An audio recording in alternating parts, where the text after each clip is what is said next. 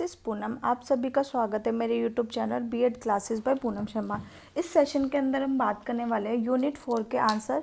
किशोर अवस्था क्या है, किशोर अवस्था में होने वाली समस्याएं क्या है और किशोर अवस्था में अभिभावक, स्कूल और टीचर्स की क्या भूमिका रहती है।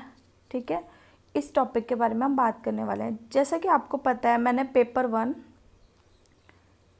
2 और पेपर 3 के सारे इंपॉर्टेंट क्वेश्चन बता दिए यूनिट वाइज। ओके, ये जो हमारी सीरीज़ चल रही है ये आंसर सीरीज़ चल रही है।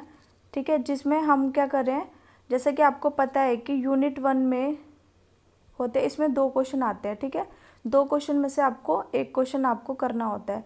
ठीक है, हम अब आपको जैसे कि पता है कि अब आपके एग्ज़ाम 1 महीने के अंदर हो जाएंगे। जैसे कुरुक्षेत्र यूनिवर्सिटी की डेटशीट आ गई, जल्दी एमडीयू की डेटशीट भी आ जाएगी। तो आप अपनी प्रिपरेशन को कंटिन्यू रखिए। ओके, जिसके लिए मैं क्या करा रही हूँ, मैंने सारे बुक के पेपर 1, पेपर 2, पेपर 3 और पेडागोजी ऑफ कॉमर्स के, ठीक है, इसके सारे इंपॉर्टेंट क्वेश्चन बता दिया पूरी बुक में। ठीक है, ज़्यादा इंपॉर्टेंट क्वेश्चन नहीं है। ठीक है, यूनिट वाइज ज़्यादा से ज़्यादा 2-3 क्वेश्चन जो हर साल रिपीट होते हैं वही करवाए हैं। ठीक है, अब मैं इसकी आंसर सीरीज़ लेके आई हूँ। ये आंसर सीरीज़ उन्हीं बच्चों को मिलेगी जिन बच्चों ने मेरे चैनल को सब्सक्राइब कर रखा है एंड लाइक करें, और ज़्यादा से ज़्यादा अपने फ्रेंड्स को शेयर कीजिए। ठीक है, तो अब क्या, हमारे पास टाइम बहुत कम है अपनी प्रिपरेशन को करने के लिए। अगर जिन बच्चों ने कुछ भी नहीं पढ़ा है वो ईज़िली 80% अच्छे से स्कोर कर सकते हैं अगर वो मेरे सारे इंपॉर्टेंट क्वेश्चन की सीरीज़ देख ले, जो मैं आंसर करा रही हूँ कि बीएड में आपको आंसर कैसे लिखना है। ठीक है, जो आपको 16 मार्क्स का एक क्वेश्चन होता है उसमें आपको कितने पेजेस लिखने हैं, एटलीस्ट आपको 5 से 6 मिनिमम लिखना ही लिखना है। ठीक है, क्योंकि ये क्या सब्जेक्टिव पेपर है तो आपको थ्योरी तो लिखनी ही पड़ेगी। ठीक है, चलिए हम इस क्वेश्चन को डिस्कस कर लेते हैं। पहला क्या है, एडोलसेंस होता क्या है और इसकी समस्या, किशोरावस्था में को कौन कौन सी समस्या को सामना करना पड़ता है। किशोरावस्था शब्द लैटिन भाषा का शब्द है जिसका अर्थ है परिपक्वता की ओर बढ़ना। मतलब बच्चा क्या होता है, मैच्योर होने लगता है। ठीक है, और वो आगे बढ़ने लगता है। ये विकास का एक सबसे महत्वपूर्ण चरण है जो बाद में बचपन और परिपक्वता मैच्योर के बीच का होता है। किशोर अवस्था जीवन का सबसे कठिन काल माना जाता है क्योंकि इसमें क्या है, हमारे बॉडी में बहुत ज़्यादा चेंजेस होते हैं। ओके, इस अवस्था में किशोरों का तनाव, तूफान, दबाव और निराशाओं का भी सामना करने पड़ता है। जब बच्चा छोटा होता है उसको कोई टेंशन नहीं होती, बस स्कूल जाना है। जैसे जैसे बच्चा बड़ा होता है उसके ऊपर क्या आने लगती है, जिम्मेदारियाँ आने लगती है। ठीक है, जिसकी वजह से क्या होता है, उसको कभी कभी खुश होता है, कभी कभी बहुत सारी निराशाओं का सामना करना पड़ता है। तीव्र गति से क्या होता है, एक तो शारीरिक परिवर्तन होता है जिनके कारण जीवन में भयंकर उथल पुथल हो जाता है। किशोरों को शारीरिक, बौद्धिक, सामाजिक, इमोशनली पहलू का भी सामना करना पड़ता है। ठीक है, घर, परिवार व समाज में किशोरों को समायोजन की समस्या का सामना करना पड़ता है। ठीक है, अब क्या है, घर में भी, फैमिली में भी उन लोगों को, जो उनके फ्रेंड्स हैं उनमें भी एडजस्टमेंट करना पड़ता है, उनके हिसाब से चलना पड़ता है। ठीक है, इस अवस्था में उन्हें ना तो बच्चा समझा जाता है ना ही उनको एडल्ट समझाता, बड़ा समझा जाता है। इस अवस्था में उन्हें उचित सम्मान, स्थान व स्थिति पाने के लिए बहुत प्रयास करने पड़ते हैं। यही कारण है कि किशोर अवस्था को जीवन का सबसे अधिक कठिन काल कहा जाता है। स्टैनली हॉल ने कहा है, ठीक है, परिभाषा दी है कि किशोर अवस्था क्या है, तनाव और तूफान की अवस्था है। ओके, फिर आता है, अब आपका आ सकता है किशोर अवस्था की भौतिक विशेषता क्या होती है। किशोर अवस्था में जो शारीरिक और मानसिक है वो विकास बहुत तेजी से, तीव्र गति से होता है। विकास एक समान नहीं होता और अनुपातिक भी नहीं होता है। लड़के और लड़कियों की वृद्धि अलग अलग की दर अलग अलग होती है। ठीक है, आधुनिक गतिविधियों में वृद्धि होती है। अनाड़ीपन का भाव होता है। अगर कोई बच्चा सक्सेस नहीं हो पाता तो उसे लगता है कि मैं कितना, वो अनाड़ीपन का भाव आता है उसे। प्रजनन अंगों की अधिक महत्वपूर्ण वृद्धि होता है, इससे जो हमारे रिप्रोडक्शन ऑर्गन्स होते हैं वो बहुत महत्वपूर्ण वृद्धि होती है उनमें। अब आपका आता है मानसिक, नैतिक और भावनात्मक लक्षण। अगर आपका है किशोरावस्था में मानसिक लक्षण को बताइए, नैतिक लक्षण को बताइए और भावनात्मक लक्षण को, तो आपको एक ही आंसर लिखना है। ठीक है, पहला क्या है, सेक्स चेतना। ठीक है, इसको आप एक्सप्लेन कर देंगे। आत्मचेतना, कल्पनाशील, बच्चा क्या है, हाइपोथेटिकल भी सोचने लगता है, परिकल्पना के परे भी सोचने लगता है। मतलब जो चीज़ वो देख नहीं सकता वो दिमाग में भी सॉल्व कर सकता है, उसको बोलते हैं कल्पनाशील इमेजिनिंग एक्टिविटी, विशेष बौद्धिक रुचियों का विकास होता है, मानसिक मनोदशा के विपरीत होता है, प्राधिकरण के लिए विद्रोह होता है, नैतिक जागृति, ठीक है, और मॉरल अवेयरनेस, आलोचनात्मक मूल्यांकन के बिना उपदेशों की स्वीकृति नहीं होती। जो उनको सही नहीं लगता, जो उनके नैतिक के खिलाफ है, वो उस चीज़ के लिए विद्रोह करते हैं, ठीक है। अब आते हैं किशोर अवस्थाओं के चरण में कौन कौन सी समस्या होता है, किशोर अवस्था को कौन कौन सी समस्या को सामना करना पड़ता है, ठीक है। पहला क्या है, इस क्वेश्चन को आप अपने से रिलेट करके देखें तो आप इस क्वेश्चन का आंसर ईजिली लिख सकते हैं, ठीक है। बस मैं आपको बता रही हूँ कि ये इसमें ये पॉइंट्स हैं, आप सिर्फ पॉइंट्स को ध्यान में रखिए और उसके बारे में आप अपने आप से लिखिए, ठीक है।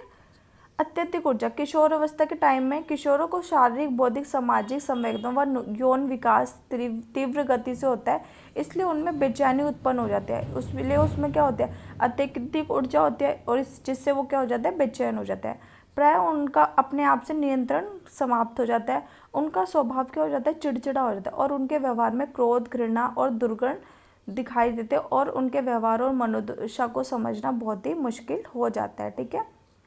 अक्रमता या वापसी, किशोर लड़के लड़कियां प्राय अपने पर्यावरण के साथ समायोजन स्थापित करने में असमर्थ रहते हैं, जिससे उनमें क्या कौन सी दशा हो जाती है, अक्रमता, ठीक है। उसमें मानसिक विकार उत्पन्न होने लगता है, जिसके फलस्वरूप वे शीघ्र ही मानसिक संतुलन भी खो देते हैं। अब व्यवहार क्या होता है, बाल्यावस्था और प्रौढ़ावस्था, जो चाइल्डहुड होता है और एडल्टहुड के बीच में रहकर किशोर कभी एडल्ट की तरह बिहेव करता है तो कभी बच्चों की तरह बिहेव करता है। इस अवस्था में वे अपने आप को अनिश्चित स्थिति में पाते हैं कि वो हैं क्या, ठीक है। इसलिए व्यवसाय, किशोरों के सामने अब जब बच्चे बड़े होते हैं वो अपने लिए नौकरी भी ढूंढने लगते हैं, ठीक है। तो नौकरी ढूंढने के लिए भी समस्या उत्पन्न होती है, तो वे अगर अच्छा व्यवसाय चुनकर जीवन में सफल हो जाता है तो उनके सामने कोई समस्या नहीं आती, लेकिन वो किंतु सही व्यवसाय चुनने में उन्हें चुन नहीं पाते तो उन्हें समस्या उत्पन्न होती है। अब है सामाजिक मर्यादाओं का विरोध, कुछ किशोरों में अनेक समाज विरोधी प्रवृत्तियां उत्पन्न हो जाती है, जैसे नियम के विरुद्ध कार्य करना। अगर बच्चे को अच्छा इन्वायरमेंट नहीं मिलता है तो बच्चे क्या होते हैं, नियम के विरुद्ध कार्य करते हैं, झूठ बोलते हैं, चोरी करते हैं, पारिवारिक नियंत्रण का विरोध करते हैं, किशोर अपराधों की ओर अग्रसर हो जाते हैं, वे सामाजिक मर्यादा और कठोर अनुशासन को भी भंग करना चाहते हैं। अत्यधिक दिन में सपने देखना, ठीक है। इसमें क्या होता है, इसी अवस्था में क्या होता है, किशोर अवस्था अत्यधिक दिन में सपने देखते हैं, जो क्या है, बहुत ही हानिकारक है, जो व्यक्ति विकास के लिए बहुत नुकसान हो सकता है। शिक्षक को ध्यान देना चाहिए कि किशोर अपने अध्ययन और स्कूल जीवन में बिजी रहें, ठीक है, एक्टिव रहें, उनके पास दिन में सपने देखने के लिए टाइम ही ना रहे, ठीक है। अब के किशोरों के लिए शिक्षकों और अभिभावकों की स्कूल में क्या भूमिका है। अगर आपका क्वेश्चन आता है कि किशोरों के लिए शिक्षकों की क्या भूमिका है, अभिभावकों मतलब पेरेंट्स की क्या भूमिका और स्कूल की क्या भूमिका, तब भी आपको क्वेश्चन का आंसर सेम यही लिखना है, ठीक है, कोई चेंज नहीं करने, ठीक है। बस जहाँ पे टीचर्स आएगा वहाँ पे अभिभावक लिख देना, जहाँ पे स्कूल आएगा, ठीक है, स्कूल की तरह लिख देना, ठीक है, टीचर्स है टीचर्स की तरह लिख देना, ठीक है। जहाँ पे स्कूल लिखा हुआ वहाँ पे टीचर्स लिख देना, जहाँ पे अभिभावक के लिए क्वेश्चन पूछा गया तो वहाँ पे अभिभावक लिख देना, पेरेंट्स लिख देना, ओके। चलो, किशोरों के मनोविज्ञान का उचित ज्ञान होना चाहिए, ठीक है, किशोर क्या सोचते हैं, ठीक है, उनको कौन कौन सी समस्या फेस करनी पड़ रही है, उनको कैसा सॉल्यूशन करें ये सोचना।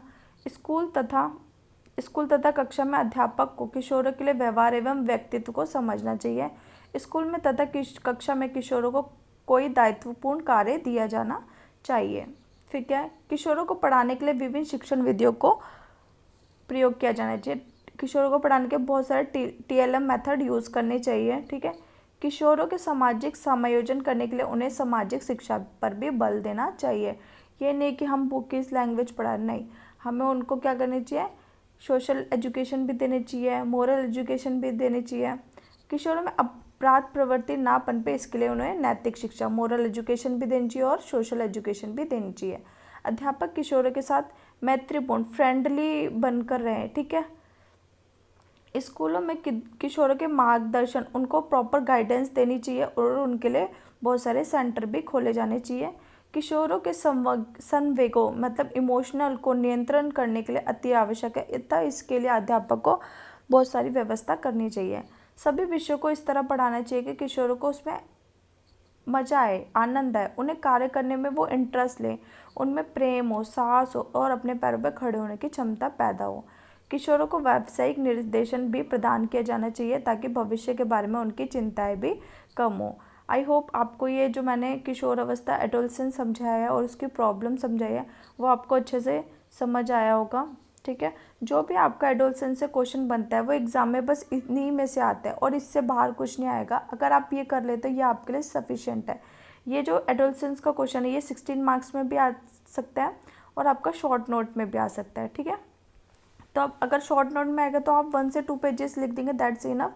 और अगर 16 मार्क्स का आता है तो आपको 5 से 6 पेजेस मिनिमम लिखने ही लिखने हैं। ओके, अगर आपको मेरा वीडियो पसंद आता तो प्लीज़ लाइक एंड सब्सक्राइब करना ना भूलें और ज़्यादा से ज़्यादा अपने फ्रेंड्स ग्रुप में शेयर करें। ठीक है, थैंक्स फॉर वॉचिंग।